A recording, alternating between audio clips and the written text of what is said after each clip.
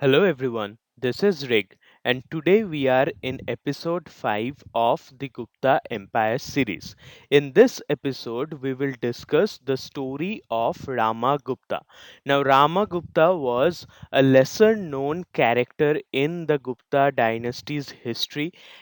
However, his contributions to Gupta dynasty's history are very much valuable because it is very interesting and it changed the course of the history of Indian subcontinent. So without doing any delay, let's get into details. Introduction to Rama Gupta. Who was Rama Gupta? Rama Gupta, identified as the elder brother of Chandragupta II, was believed to have succeeded Samudragupta as mentioned in various epigraphic records. Now, in many records, it has been directly mentioned that Chandragupta II was the successor of Samudragupta. But later on, different other epigraphic records were found which describe Rama Gupta as the elder brother of Chandragupta, who originally seems to have succeeded Samudragupta. He is referenced in the Natya Darpan by Ramachandra Gunachandra and some scholars connected to him to Vishakadatta's play Mudra Rakshasa. So all these are sources where he has been referenced, where Ramagupta have been mentioned, and they are the major sources are Vishakadatta's Mudra Rakshasa and Natya Darpan by Ramachandra Gunachandra. However, controversy arises as many historians suggest Chandragupta II, not Ramagupta, directly succeeded Samudragupta. So there is a controversy regarding who originally succeeded Samudragupta because many historians suggest that it was Samudragupta II who directly succeeded Samudragupta. This debate is fueled by differing interpretations of historical sources, leading to conflicting views on Gupta succession. So, there are conflicting views regarding Gupta succession, and there is a debate regarding who succeeded after Samudragupta, and this is fueled by differing interpretations of historical sources. Understanding Ramagupta's role is essential for comprehending the political dynamics and lineage issues within the Gupta dynasty. So, Ramagupta's role is very much significant for comprehending the political dynasty dynamics and lineage issue within the dynasty. Saka conflict and Ramagupta's defeat. So, where did the problem start? It was a war with the Shakas. Ramagupta's reign is notably marked by humiliating defeat against the Shakas, a powerful Central Asian tribe. So, Shakas were ruling in northwestern part or western part of Indian subcontinent, and they were powerful tribe from Central Asia. I have done detailed videos about Shakas. You can go through them in order to understand it clearly. But Ramagupta is noted to have been defeated by Shakas who were in continuous conflict with the Guptas, and this defeat was very humiliating for the Gupta dynasty's political history. Historical accounts, including Vishakadatta's Devi Chandraguptam, describe how Ramagupta agreed to surrender his queen Dhruvadevi to Shaka king to save his kingdom. So Ramagupta was such a cowardice character that he surrendered his own wife in order to keep his own kingdom, and his wife's name was Dhruvadevi, who was the queen of the Gupta dynasty, queen in the Gupta throne. However, she was given away by Ramagupta in order to keep his own kingdom. Dhruva Devi's resentment towards Ramagupta for this act is a significant detail in these narratives, highlighting his perceived weaknesses. So, Dhruva Devi obviously was very much angered and did not like this policy at all, undoubtedly. She had a great resentment towards Ramagupta for this act where Ramagupta surrendered her in order to keep his own kingdom.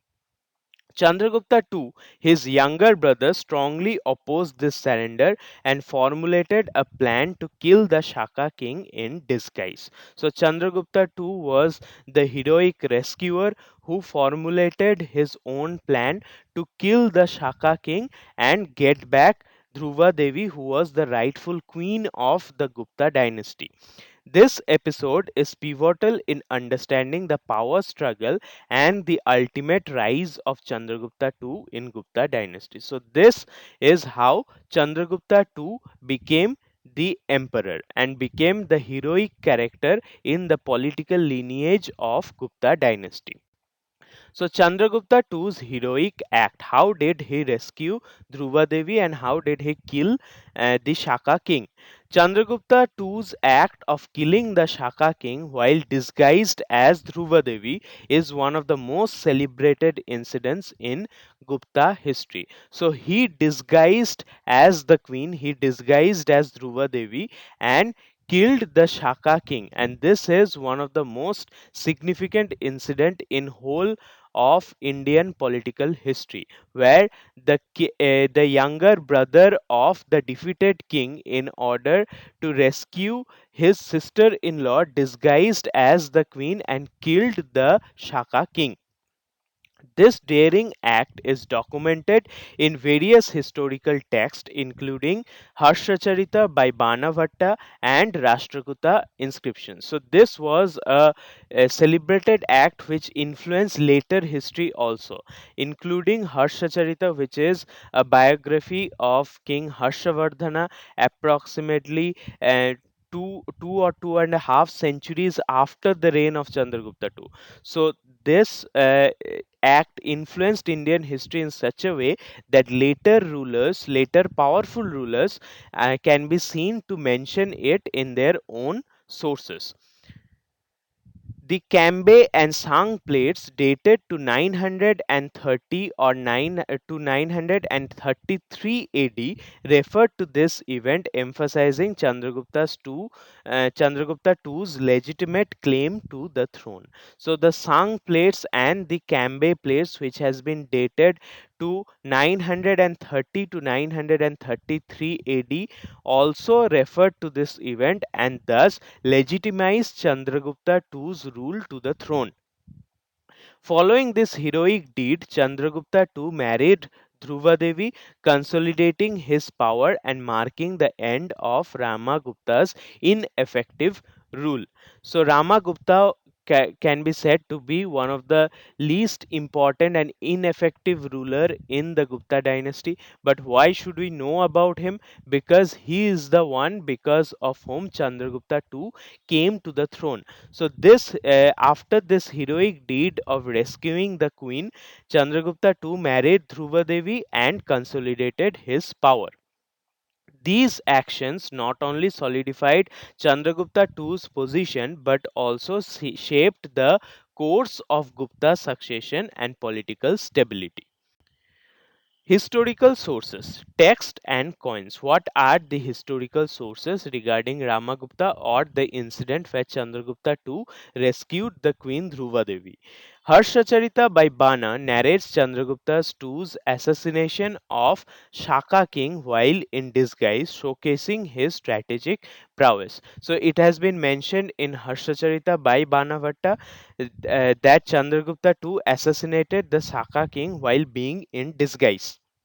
Inscriptions from the Rashtrakuta king Amogha I, dated to 817 AD, mention a similar event, reinforcing the historicity of the incident. So, this same or similar kind of incident has been mentioned in the inscriptions of Rashtrakuta king Amogha I, and that inscription has been dated to 817 AD. Thus, it reinforces the truth of the incident. The Cambay and Shang plates discovered from 930 to 933 AD mention a ruler named Shashanka, likely Chandragupta II. So here the name of Chandragupta II has been altered and the name has been stated as Shashanka. So thus these Cambay and Shang plates also mention a similar story. In 1951, copper coins bearing the inscription Rama Gupta were unearthed at Besnagar, Malwa, contributing crucial evidence to his existence. So, this is not only a story, and Rama Gupta actually existed, that can be evidenced from the 1951 finding of copper coins in Besnagar. Now, a finding of copper coins also show that there was a decrease in the economic power of Gupta Empire during the time of Rama Gupta. Scholars debate whether these coins were issued by an imperial Gupta ruler or represent a local authority, highlighting the complexities of this period. Dhruvadevi's influence. Now, Dhruvadevi can be undoubtedly said to be one of the most influential queens in Indian history. And how far was her political influence, and what role did she play in the formulation of political dynamics in the early Indian subcontinent? Dhruvadevi, originally the queen of Rama Gupta, played a pivotal role in Gupta succession after being married to Chandragupta II. So she changed the entire course of succession because she was married to Ramagupta, and after the incident of her surrender of her being surrendered by her own husband, there was a change in the succession structure after she was rescued by Chandragupta II.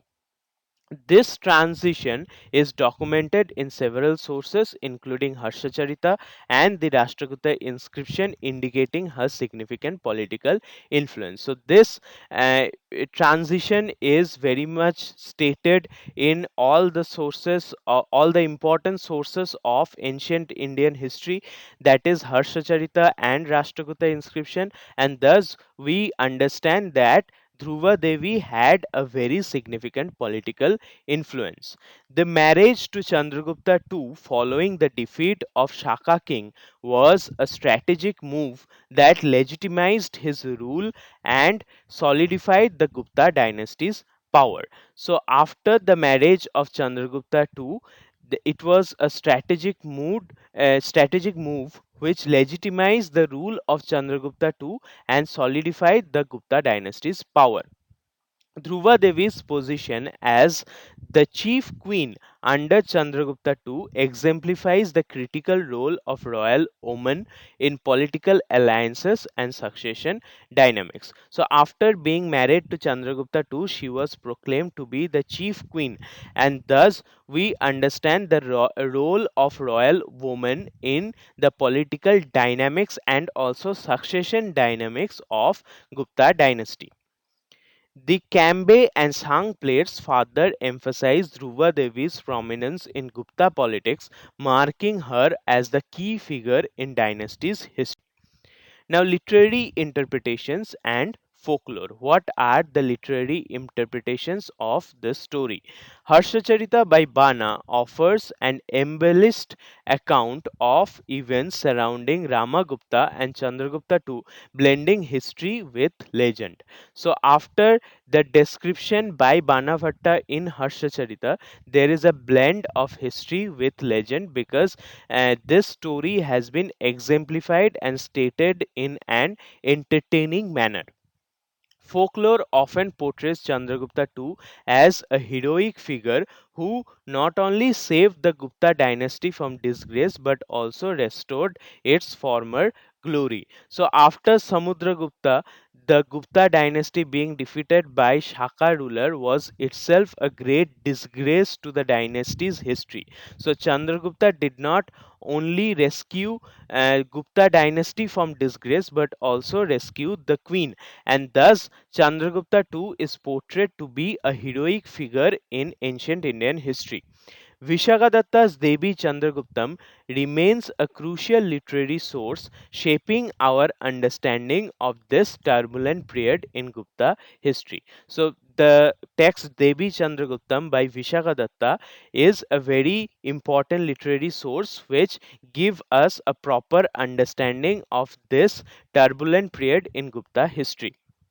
Scholarly interpretations of these events vary, with some historians questioning the historicity of Ramagupta, considering him as a symbolic or semi legendary figure. So, many scholars also state this fact that Ramagupta may not have been an actual figure in Indian history. He can be a symbolic or semi legendary figure who has been mentioned in different texts in order to show the courage of Chandragupta too. So the trueness of the existence of Ramagupta is highly debatable. The ongoing debate is fueled by limited epigraphic and numismatic evidence available, making it difficult to draw definitive conclusions about this era. Now, archaeological evidence, the Nagar copper coins. The discovery of coins inscribed with the name Rama Gupta at Nagar in 1951 provides critical evidence supporting his existence despite the controversies surrounding his reign. So, there has been a debate regarding whether his reign was true or not, but the Nagar a Besnagar discovery of copper coins in 1951 is a very important source regarding the history of Ramagupta. Dr. Altaker is a renowned historian, suggested that these coins might represent the reign of Ramagupta, possibly as a local ruler under the influence of the Guptas. So, according to Dr. Altaker, this may not have been the imperial Ramagupta or the head of the Gupta dynasty, but he may have been a local ruler by the name Ramagupta the uh, under the influence of the Guptas. Some scholars argue that these coins were issued by a regional authority rather than an imperial Gupta ruler, depicting the complexities of numismatic evidence in Gupta history. So, this may not have been an imperial ruler, this may have been a regional authority. This Ramagupta may have been a regional ruler under the influence of Guptas. The coins minted in Malwa feature inscriptions in Gupta script, further complicating the identification of their exact origin within Gupta lineage. So these coins have been minted in Malwa, and they feature inscriptions in Gupta scripts, which further complicate the theory that whether Ramagupta was real or not. The archaeological evidence continues to play a crucial role in ongoing scholarly debate about Ramagupta's place in Gupta history. Now, here we will go through a summary of the entire presentation. Ramagupta's reign, though brief and marked by controversy, remains a subject of significant historical debate due to conflicting sources and interpretations. The complexities of his rule and succession are highlighted by differing accounts in the literary works like Devi Chandraguptam and Harshacharita, which blend history with folklore. Coins and inscriptions, such as those discovered at Nagar, provide tangible evidence but also raise further questions about the exact nature of his rule and legacy.